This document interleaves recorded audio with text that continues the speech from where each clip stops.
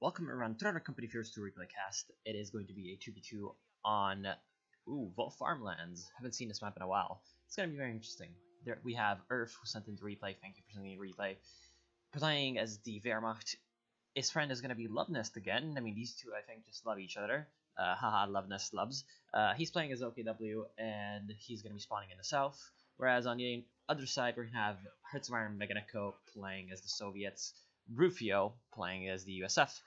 Some nice words in the beginning, and we're gonna pass from nice words to bullets very soon, so cherish them while you can. And right now we see that this squad is not capturing the point. Very annoying that sometimes your units may look like they're inside the capture circle, but they're actually not. So already Rufio losing a bit of capture time on his rear echelons is a problem, because he's going to be needing to rush for this fuel point soon enough, especially as Earth is playing as the Wehrmacht, so he does have the ability to bring out that MG42 right off the bat without any buildings, so he's probably going to be able to actually capture that fuel point fairly easily. But at the same time, the Allies are going with a couple of players going the south route, so Loveness is going to be facing against units from both Rufio and Mekaneko, so that's not going to be quite as good on his Volksgrenadiers as it is going to be on the Wehrmacht units. Volksgrenadiers is going to be trying to set up these sandbags while capturing the strategic point, but they will be forced back by these conscripts. So the conscripts will be able to capture this very crucial house,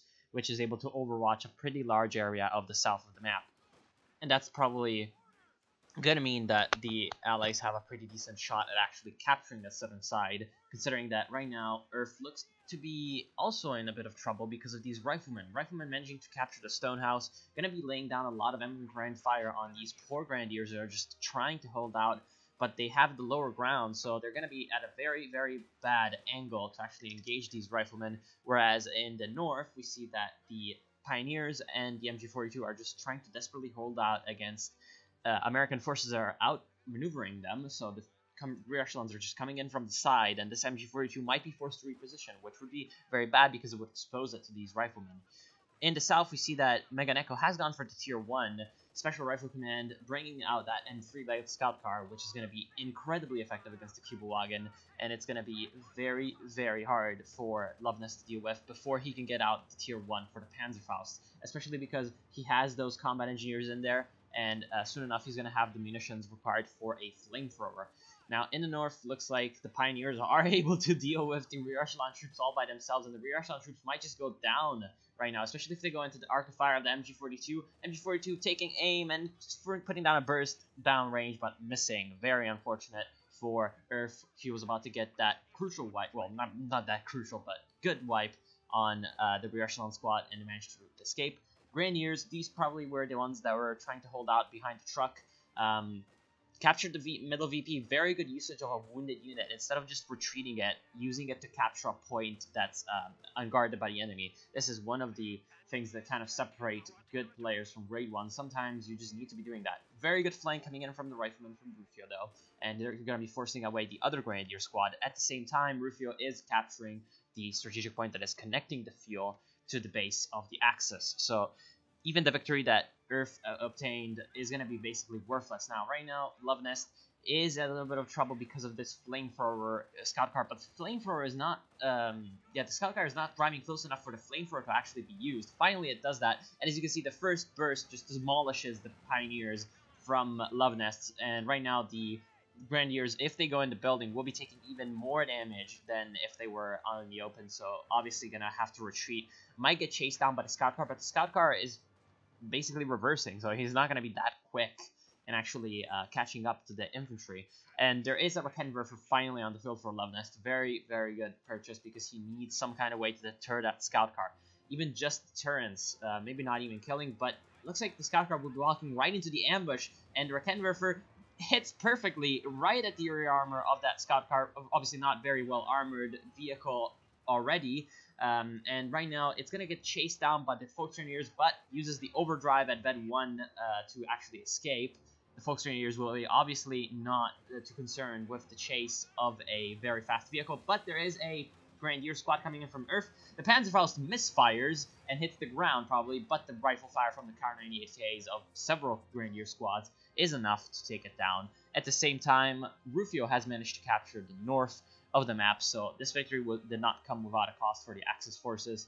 They were able to take down the scout cart, but right now Earth is a little bit out of position, and he's going to be caught out by these riflemen who will be trying to harass the grenadiers who are capturing the munitions point, which is obviously going to be pretty important for the Axis to acquire if they want to have a lot of upgrades for their infantry. Megan Echo does have the guard motor coordination tactics available to him, which means that the guards rifleman will be coming out soon enough. He's almost at 2 VPs, or sorry, CPs, and he's going to have the ability to call down those very, very good infantry squads to help out in the south. Right now, he's doing fairly well, and he's forcing Love Nest back onto a pretty weak position near his battle group headquarters, which is going up right outside the base, and that's going to definitely help Love Nest just even the scores and have a little bit more map control on the south.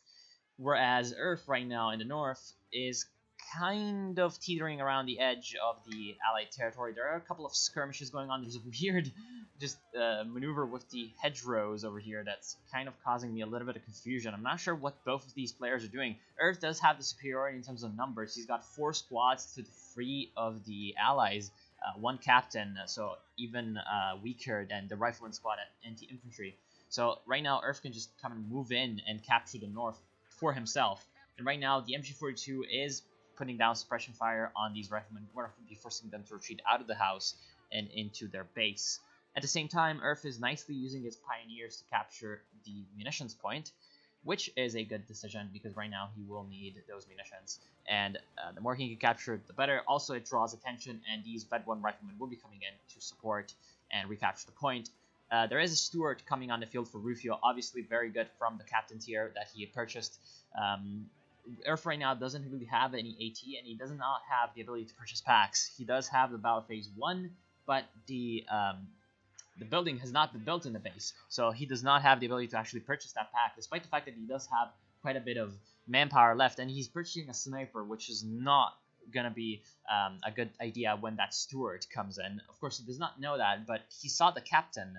He was fighting it earlier, so I think he should have actually predicted that a Stuart might have been coming on the field. And right now it is on the field. You can see from the map it's moving at a pretty fast pace, as well as an ambulance is on the field, so that's going to help patch up these infantry squads that are very low on HP. Very, very good power spike for Rufio. He's going to be coming in, and he's going to be needing to use that effectively. There is a demo charge in the south fuel point from Megan Echo, and that's going to be very dangerous for Love Nest. Love Nest right now has gone for that lovely breakthrough doctrine for the Panzer Fusiliers being incredibly effective, especially against enemy infantry, but also having that anti-tank grenade available to them right off the bat, unlike the Volksgrenadiers who require at least 1 building, or maybe they require a building too, I'm not sure. But generally, very useful, except sometimes it bugs out, so just be very careful. Sometimes the anti-tank rifle grenades do bug out. The sniper is on the field and hasn't been able to do much yet because it's still walking towards the front line, and right now, Earth has noticed that the Stuart is firing on his 4 infantry. Right now, Megan Echo is going for a T-70, so the Allies are going all out on light vehicles, which can definitely be a good decision, especially because they're getting triple capped, so they need to do something to reverse this tide as quickly as possible before they lose too many VPs, and that would be a very, very nice thing for them to not lose the game. So obviously they're going to be going for a lot of light vehicles to try to turn the tide, and if the Axis don't actually have an answer ready by the time that T-70 hits the field in the south, then it's going to be very harsh for the Axis to deal with light vehicles on both sides of the map, because they're going to have to split their forces to deal with them. And there goes some kind of vehicle. That was the Cuba-Wagon from Love Nest, so unfortunately the Cuba-Wagon will be going down to a bunch of conscripts. Not sure if that was anti-tank grenades, but it doesn't look like it because the anti-tank grenades are not actually upgraded on the conscripts, which is, I think, a mistake. Right now, the Raketenwerfer is trying to capture the south fuel point. The demo charge could have been detonated. It does get detonated, and it is the end of that Raketenwerfer. It can be stolen by the Guards Riflemen, but they're very expensive to reinforce, so maybe he's going to have to wait for the combat engineers to be able to come down there and help out with that. T-70 is putting down some fire on the Panzer Fusiliers from that 47mm, and right now the Panzer Fusiliers are going to retreat, and it's very lucky for the Panzer Fusiliers that they didn't get wiped in that, because they were very clumped up right next to the hay bale.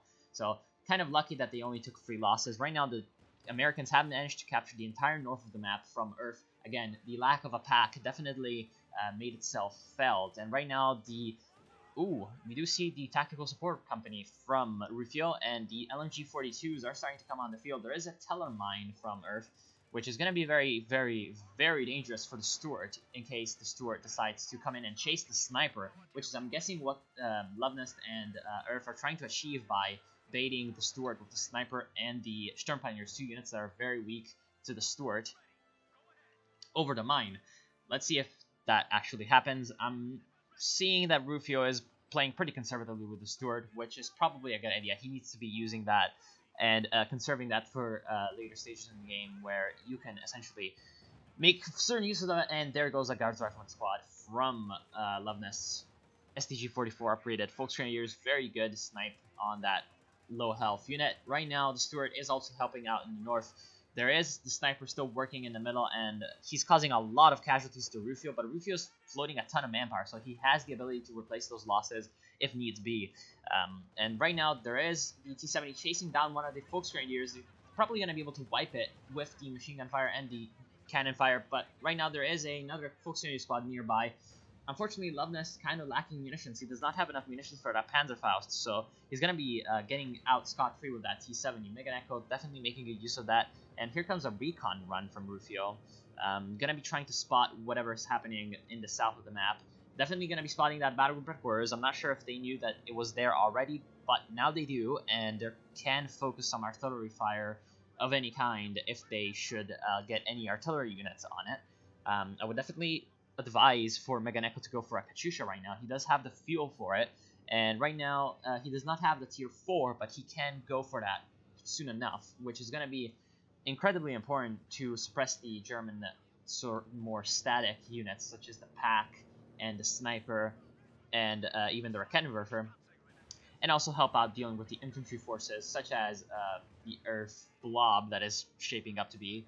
There is some Panzer Grenadiers coming up for the north, but Panzer Grenadiers will probably be upgraded with the Panzerschrecks once he has 120 munitions, which right now he doesn't, just to deal with the Stuart in a more mobile way than the Pack. Right now in the south, Mega Echo took a little bit of damage on his T-70 with a damaged engine, and the Pack from Earth is trying to come in to support, but right now the T-70 smartly backs up behind the corner of the building, and that's going to make it pretty... Sorry for that. It's going to make it pretty safe. Right now, the combat engineers are sitting right at the road with the minesweepers out, so they're very, very vulnerable right on the road. I'm pretty sure that if I was Lovenest, I'd be very careful with these combat engineers around, because look at where they are. Like, what I would think some combat engineers there would be doing is placing down a mine. So I would be very careful, and I would be bringing out the Sturm Pioneers with the support package upgrade. Lovenest does not have a lot of munitions at his disposal, so he's going to be also a little bit hard pressed for upgrades right now. Very lucky that this Grenadier squad with the LMG managed to escape. Panzerfaust goes down on the Stuart, preventing the chase. There is the major tier out for Rufio, and he does have quite a bit of resources stockpiled, but again, he might just be saving for the Sherman Calliope later on. Sherman Calliope going to be extremely effective against any kind of German target that's not a tank. And right now, Sniper is sitting in the shed. I'm not sure that's a good decision, especially if the Allies had a mortar of some kind, which, honestly, not getting a mortar right now for the Allies was not the worst decision, because the Germans are using quite a few actually mobile units. They have healthy infantry forces, so the mortar may not have been the best decision. Now, Lovenest right now is struggling in the south, but he has managed to push back Mega Echo, who is also kind of struggling, and he's going to be recapturing a lot of the points in the south. There is no demo charge anymore, and it looks like the guards destroyed the Raketenwerfer with their PTRSs, so that was pretty good.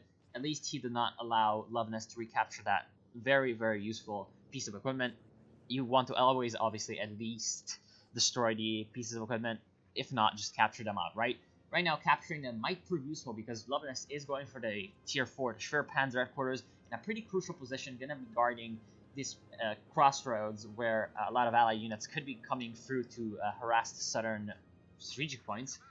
And obviously, the Schwer Panzer headquarters is also pretty useful because it can shoot at airplanes. As you can see, this P-47 is starting to take fire. These pesky recon runs that the Allies are doing are not going to be quite as easy once the Schwer Panzer headquarters is up and running, and also the target vehicle, marked vehicle from Mega Echo, will get shot down because this does use an airplane to actually activate that ability.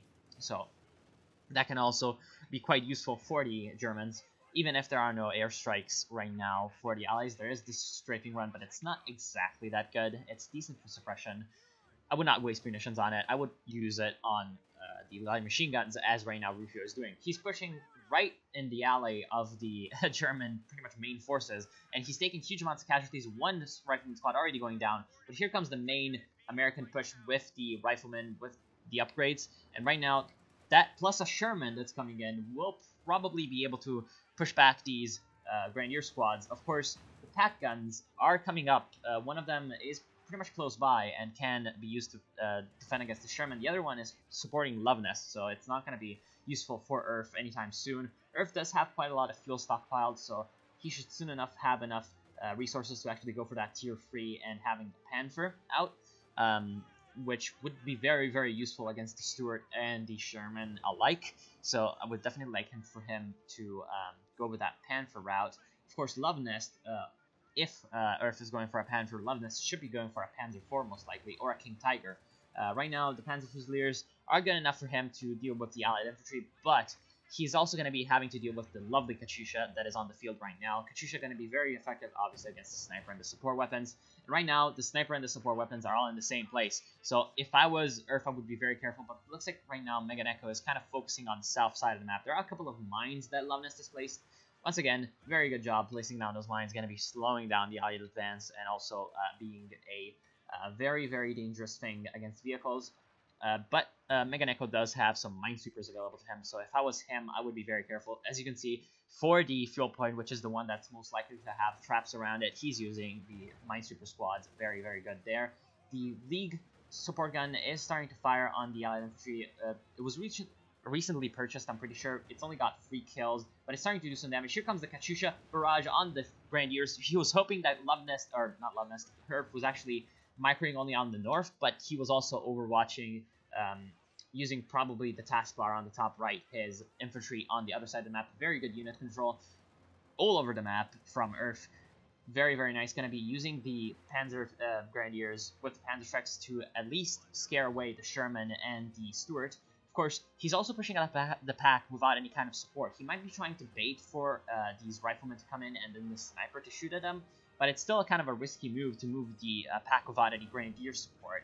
He does have 4 Grenadier squads all ready to go, and 2 of them are upgraded with LMGs, so I think that would be a no-brainer to use them in combination with the packs. But right now, his Grenadiers are kind of busy in the south, trying to help out Love Nest as he is replenishing his forces back at the battle headquarters. A few of them, as you can see, are quite low on the HP. He does not have the retreat point upgrade on the battlefield headquarters, so he's going to be having to do that extra micro required to bring them back over the battlefield headquarters from the base and then heal up. Now, in the south, we do see some guards riflemen not upgraded with the... oh no, they are upgraded with the DPs, never mind. Which is definitely a good thing, because he's going to need the DPs to deal with the very heavily vetted Axis squads that are starting to come out, especially the Panzer Fusiliers and the Grenadiers. Right now, T-70 not having as much impact as it used to be because of these Raketenwerfers being just always hiding around the corner, ready to pop out and fire on the Allied vehicles. Very good usage of these weapons by Love Nest, and nice usage of the repair kit, support package. Stern Pioneers just de-arming all these traps, and that's going to be very, very nice for this demo charge, unless the demo charge is detonated right now, which would detonate and kill all of the Stern Pioneers, but unfortunately... Oh no, very nice. Very nice for Mega Neck. We're going to be taking out that very valuable squad from Love Nest. It's not only 300 manpower. Wait, is it 300? Yeah, right. 300 manpower, but also the 30 munitions required for the support package. So that's not very good. And here comes the Katyusha barrage in the middle, taking out one of the pack guns.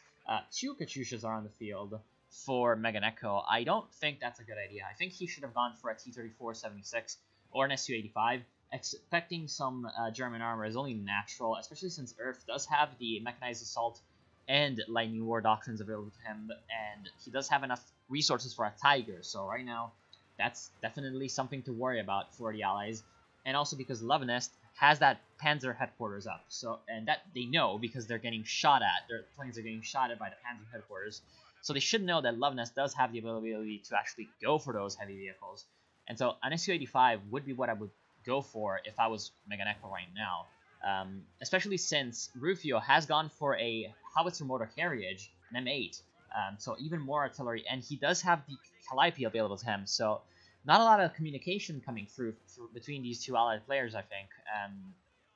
If I was these two, I would have definitely just said, I'm going for a Calliope, or I'm going for a Katyusha, and then that communication would have definitely helped out in not having two players going for the same kinds of units that are going to be overrun if the Germans do bring out those heavy tanks. And that's what I think will happen soon enough. Right now, the Germans are in a bit of trouble because of the Allied light vehicles still being marauding around the map, and the German forces being a little bit too static because they're kind of relying on the packs and the Raketengriffers to reliably counter these Allied tanks. But as soon as the Germans can get out some armor of their own, they're going to be very, very easily tearing through these sort of medium and lighter Allied vehicles like a knife through butter.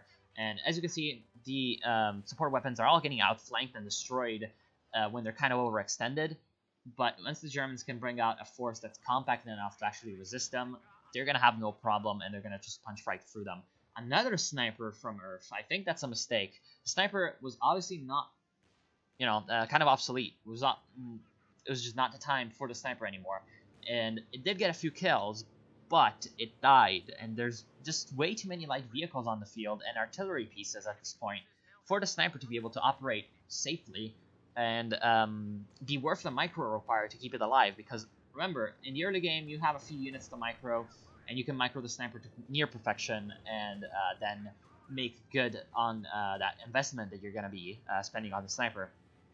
But in the later stages of the game, you also have to worry about much bigger fish than just a couple of infantry squads. You're going to have to be worrying about the entire map and how to coordinate pushes and how to basically very micro-intensive vehicles, micro-artillery barrages, and likes.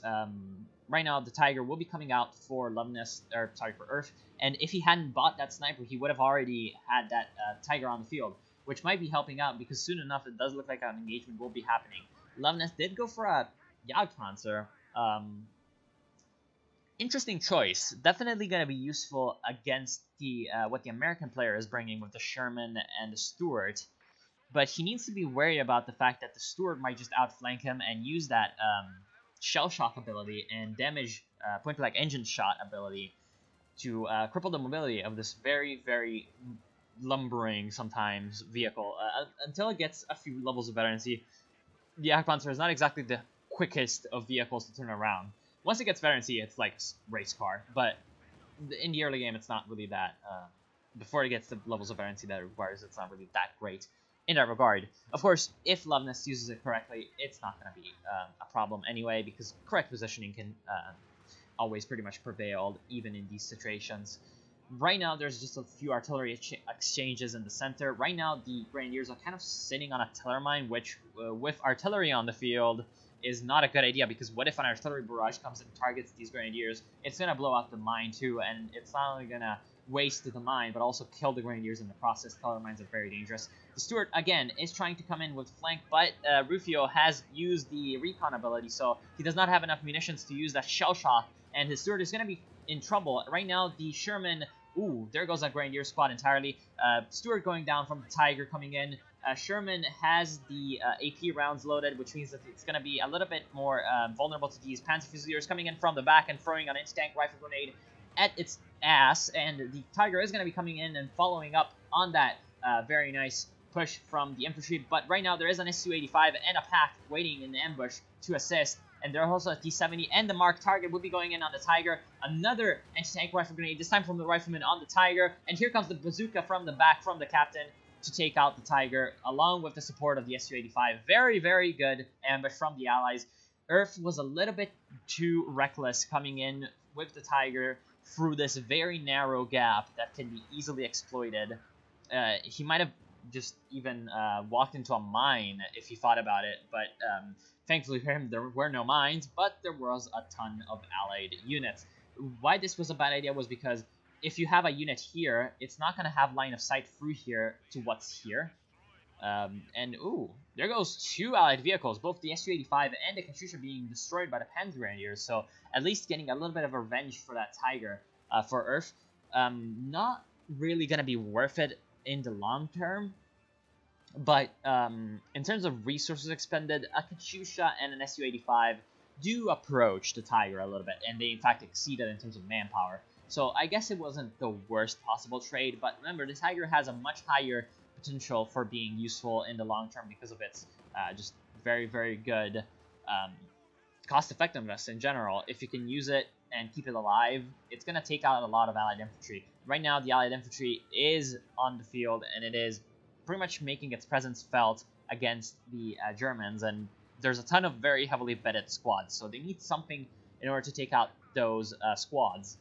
Right now, they do have a few anti-tank units that are very, very heavily vetted and are just very useful, but they're going to need to be upping the game on terms of anti-infantry squads. And there goes, in fact, the M8 howitzer mortar carriage. So very, very good kill on that. That thing is kind of annoying, and so taking it out will be good for Germans. Right now, the Germans are kind of getting pushed back onto their base, and with 2 Katyushi and a, well, actually 3. Oh, no, 2, right, because 1 died. 3 Katyushi and a Calliope on the field. That's going to be very, very dangerous to get pushed back onto the base.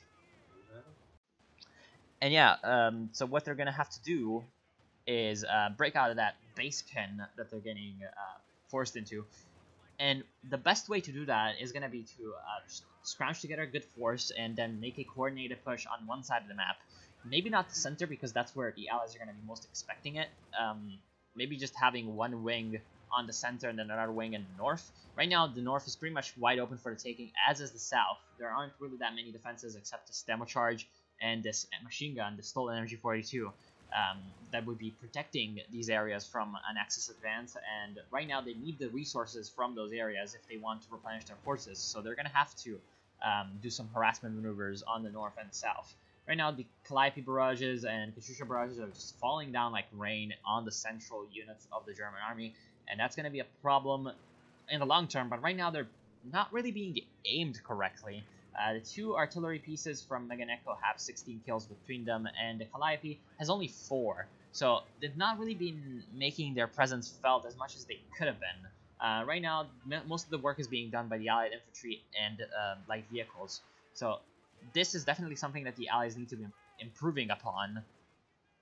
Except they're also going to be needing to get out some kind of heavier vehicles. Meganeko does have the T-34-85s also available to him, and Rufio can go for some Jacksons. They need to have something that can push against heavier Axis tanks, because soon enough, the Jagdpanzer is going to be starting to steamroll out of control with the veterancy, and Earth is going to be having enough resources for another Tiger. So he needs, well, they need some kind of way to actually counter that. Well, soon enough, the Axis will have the upper hand.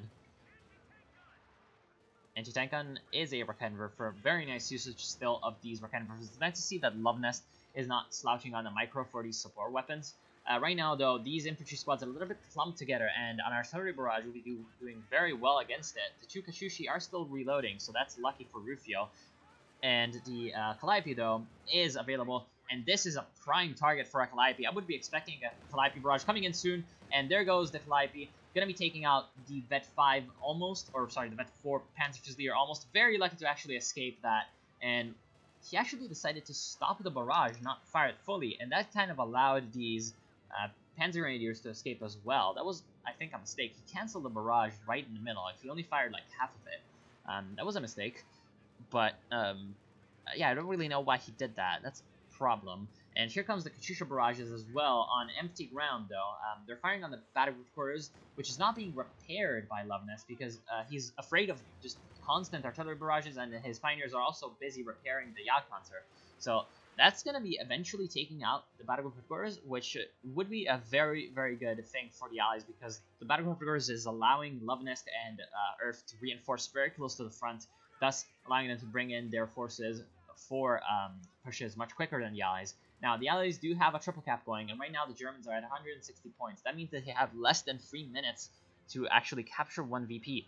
Again, these 2 VPs in the south and the north are completely unguarded. The one in the south has had the damage charge blown, so I'm not sure if that wiped out any squads, but since Love Nest does not have any Volksgrenadiers left, I'm guessing that was the last Volksgrenadier squad that went down from that demo charge. Again, very, very powerful tool for the Soviets. If you want to be playing Soviets well, you have to use demo charge as well. It's just a given, because you don't have that many tools to actually wipe squads as the Soviets. But if you use that demo charge correctly, then you can make up for it 10 times fold. Now, in the center, pretty good push from Lovness, going to be forcing back these conscripts, especially with the support of the support guns. Yes, the support of the support guns. The conscripts really stand no chance against the Panzer Fusiliers. Calliope Barrage coming in to actually help out the Allied forces, but it's going to be going down in the VP just to prevent the capture of it. And so, once the barrage is over, the Axis Infantry can easily force back the conscripts and come in and capture the point. The Jagdpanzer is protecting them against any kind of allied armor. A second Calliope coming in from Rufio. That's definitely a mistake. That's the one that just fired. Just way too much rocket artillery coming in from the allies. 5 pieces of motorized rocket artillery is just a little bit too much. The Germans, soon enough, are going to have heavy tanks. Here comes a very nice flank, though, from 2 Shermans. They're going to get met by only an MG42 machine gun. There is pretty much nothing because the pack gun was taken out by an artillery barrage. Very good push from the flank. Going to be almost taking out those Panzer Grenadiers. And right now in the center, there's pretty much nothing happening because the Jagdpanzer was actually forced back by the lovely Su-85. And so the Shermans are going to be coming in to try to take out this Jagdpanzer. But the Jagdpanzer has vet free. It's on the road. It can use the stealth and has really good frontal armor. So the very weak penetration on the Sherman is not going to be enough to finish it off. Right now, I think Rufio definitely messed up this flank. He could have taken out those Panzer Grenadiers that Earth was retreating if he was a little bit more aggressive in chasing them. He could have taken out the Jagdpanzer as well if he was more aggressive in chasing that. So he definitely messed up that flank. That was the one chance for the Allies to finally just bring the nail to the coffin that is the German forces right now. But they haven't been able to do that, and that's going to be bad because their Tiger, the second Tiger for Earth, is out, and if you can use that a little bit more, maybe safely, a little bit more smartly than the first one, then he's going to have a much, much easier time actually taking out the Allies this time, because the Allies are actually kind of low on AT. Mega Neko doesn't really have any AT. He's got the Su-85, and he's still... Oh no, finally he has the anti-tank grenade, so at least he does have the ability to use his conscripts in a light anti-tank role. Now, again, these Calliope barrages kind of being useful sometimes, but there's just way too many artillery pieces on the field for the Allies. Again, artillery is all well and good. Sometimes it does do wonders. Sometimes it wins you games, but sometimes there's just too much of it. And, well, I say that, and these 2 barrages were excellent, taking out both a MG42 entirely and a Raketenwerfer and a Grenadier squad with vet-free and a light machine gun upgrade. So those were 2 very, very good barrages. But again, what I'm really more concerned about is the fact that they're just not having the front line required. And there is a Panther on the field for Lovenest, as you can see. It's taking fire from the Su-85, but the Su-85 is also taking fire in return from the Jagdpanzer, which is vet-free, and so is able to easily slice through the very thin armor on the Su-85. Along with the Tiger supporting, these conscripts stand absolutely no chance to actually capture the central VP. And the push from the Germans, once the German infantry arrives, and right now Earth is very, very lacking in infantry because of the artillery barrages.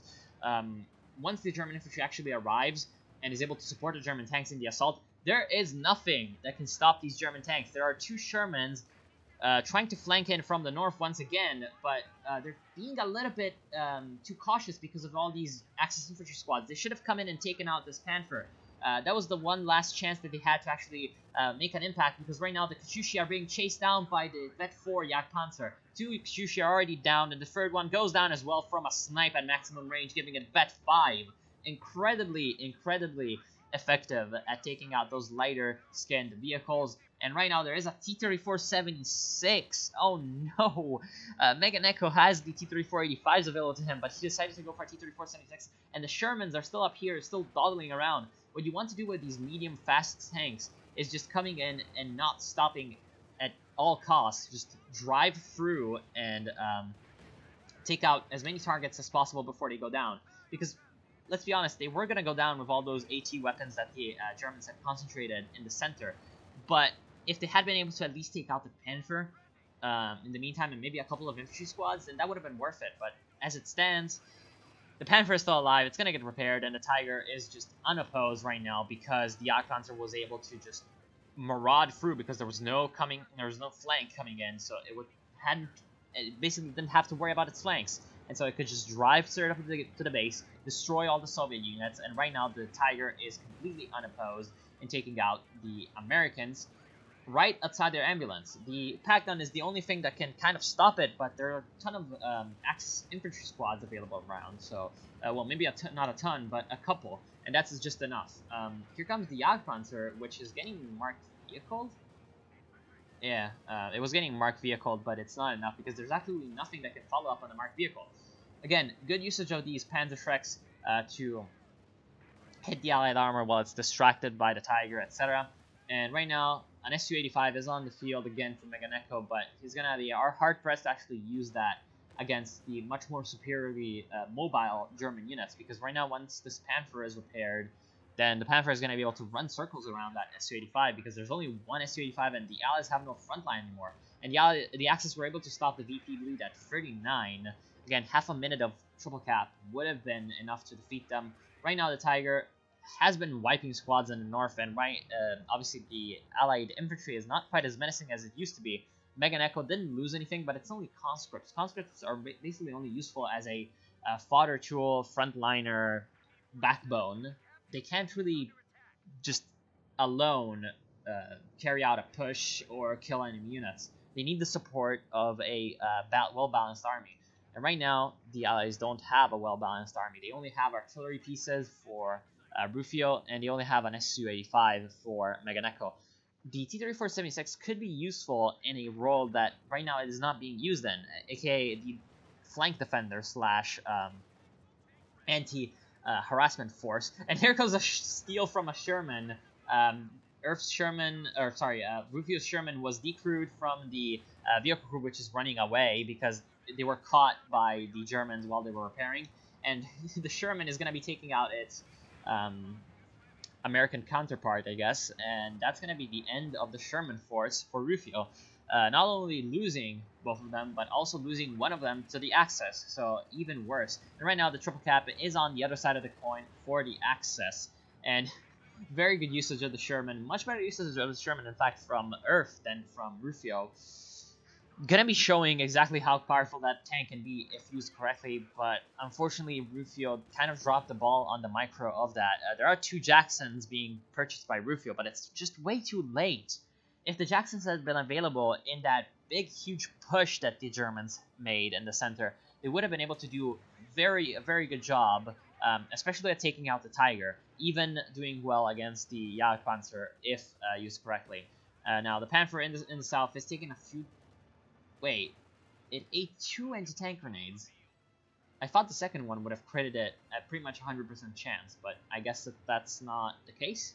So very unlucky for Meganeko to actually not damage the engine of that Panther. If the Panther had taken a damaged engine in the middle of that field, then the Su-85 would have been able to lay down a few nice shots on it. And the Sherman using the smoke to actually cover its retreat from the Jackson. Oh god, that's funny. Right now the Tiger is a little bit exposed. It's at half HP and doesn't have any infantry support around. Well, he has 1 Grenadier squad. I don't know. Still, the Germans have a triple cap, and they're going to be able to bleed down the Allies soon enough. Now, the Allies are starting to replenish some of their forces. There are 2 Jacksons on the field for Rufio, and Meganeko does have that Su-85, which can be used against the Panther. Again, the Panther just needs to flank that Su-85, so once Loveness can actually get a pretty good footing down on the south of the map, then he's going to have a much easier time of it. Now, T-34 finally coming down in the south, where it is going to be thriving the most, because that's where, well, that's where it used to not contain German vehicles. Right now it does. The T-34 needs to be where the German tanks and tank destroyers aren't. So right now, not the south, but the center. And earlier on, the south would have been the battleground for this T-34 to be in. That would have been very, very effective against the Panzer Fusiliers coming in to try to support. In fact, there are 5 Panzer Fusilier squads for Loveness. That's interesting. Katyusha Barrage trying to take out these Grenadiers, but gonna be missing. In fact, I'm quite surprised that it's able to fire through these trees. And here comes some Panzer Grenadiers. Panzer Grenadiers with their SDG-44s can be quite effective against the no armor of the Katyusha, but There is a T-34-76 putting down fire on the Panzer Grenadiers, as well as the doesn't appear like the Hull MGs are firing on the Calliope. Very good usage of the tank destroyers, concentrating them on one end and taking out the Tiger with a surprise push. That was a very nice play from the Allies, and if they can do more of that, then they're going to have a decent chance at least of actually stopping the Germans that in their tracks. But there is this Vet 5 Jagdpanzer to deal with. As you can see, once it goes into stealth, it just can do an incredible amount of damage against those Allied tanks because of the fact that it can just run away, go into stealth, and have the stealth damage bonus when it actually goes out of stealth. And well, right now it might go down because of the target vehicle, obviously increasing the damage by twice against it. Very good job from the Su-85, going to be chasing it down. Definitely worth the loss of the Su-85 if the Su-85 does indeed go down to this Panther. The two Jacksons are kind of holding back a little bit against the Panther, which is, in my opinion, a mistake, because if they had been supporting the Su-85 a little bit more, then they would have been able to do much in actually protecting the Su-85. But as it stands, I think the Su-85 is going to go down to, what, the Panzer Grenadiers. So that was a good play from Earth. Right now, while the Allies have seemingly done a nice sort of counterstroke against the Germans, taking out both the Tiger and the Jagdpanzer, the two most valuable units that the Germans had, the Germans have the complete map control at this point. And the Allies have also lost all of their ability to actually push. They do have a Sherman, but the Sherman, again, once the Panzer Grenadiers and the Raketwerfers and... Are there any Raketwerfers left? No. Interesting. Once the Panzer Grenadiers and the Panther are available to actually come in and stop the Sherman is not going to be able to do much. The one hope that they do have is this captain up here. He has been capturing the VP and he has been capturing the points up here. But at the same time, here comes the Sherman. And the Sherman is going to be able to take out that captain very easily and then escort the Pioneers to the VP and be able to capture that Pioneer. As it stands, also the Allies don't really have any ways to capitalize upon the fact that they have that single cap in the north, keeping them in the game, at least for a little bit, because they just don't have the units to come in the south and actually capture this VP, which is what they would be hoping to do. Right now, I think these Pioneers are making a mistake. I think they should be remanning this MG42 and having the MG42 sit here covering the Pioneers as well as the Sherman. Or perhaps even having the Pioneers manning the pack gun might be a good idea. Again, having these two support weapons up here, later on in the game, support weapons, especially once the artillery units start to go down, die, or not be microed quite as well as before, support weapons start to really go back up in effectiveness and importance, especially protecting these side VPs.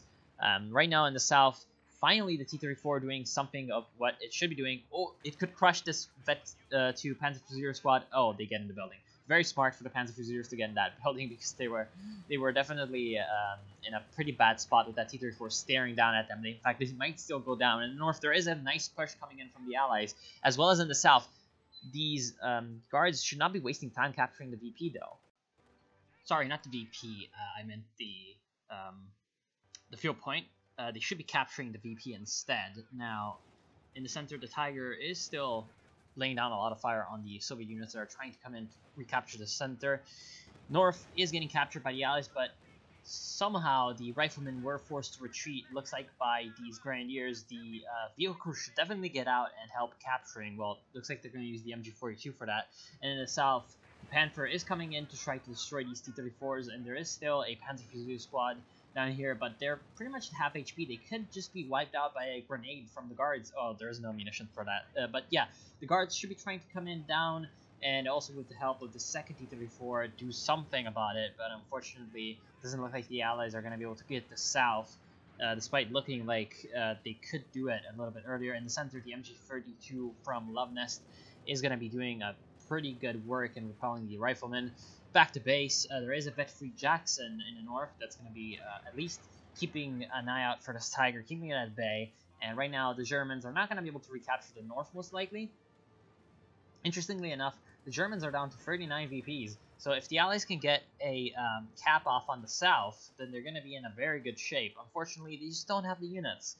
And yeah, in general, they don't appear like they can do much more than defend the north, which is not enough because they really need to get some kind of push on the Germans. It looks like they're going to be able to take out the Tiger because it pushed up way too far, and the Panzer Grenadiers that were in support that Earth was counting on to save the Tiger from the Jackson were pinned by the MG42, so that was a good play there. But the Panther comes in and finishes off the Sherman, going to be sending it off into the pond, and it's going to be chasing down the Calipes as well in the south.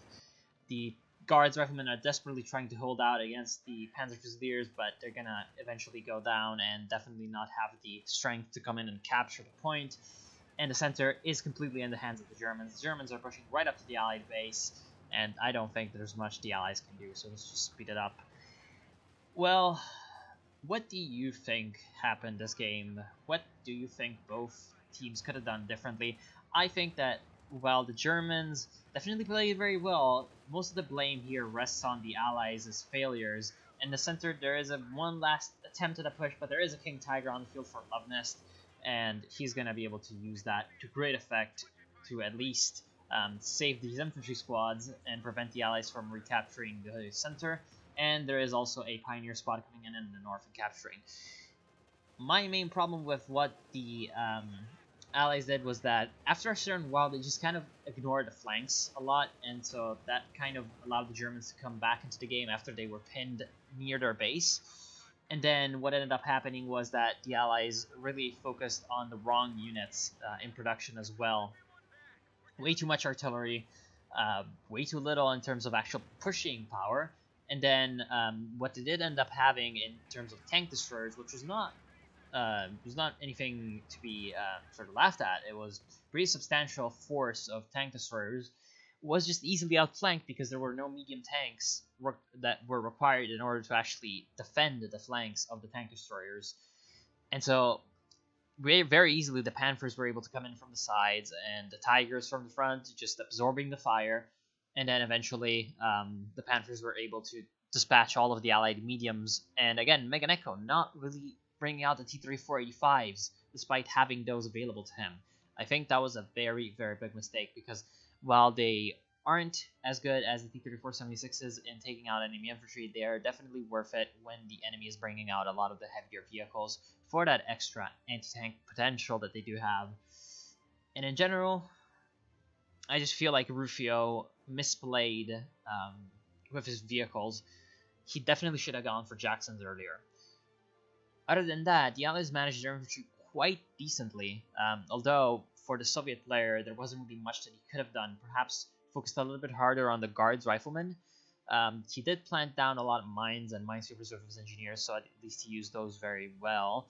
And Rufio, sometimes he was a little bit cavalier with his vehicle crews, just letting them rest outside the vehicles in a very vulnerable spot and letting the enemy actually destroy the vehicle crews outside of the vehicles. That was a little bit reckless of him, and yeah. So other than that, I don't think there's much. I want to thank y'all for watching. I hope you've enjoyed, and I'll see you soon.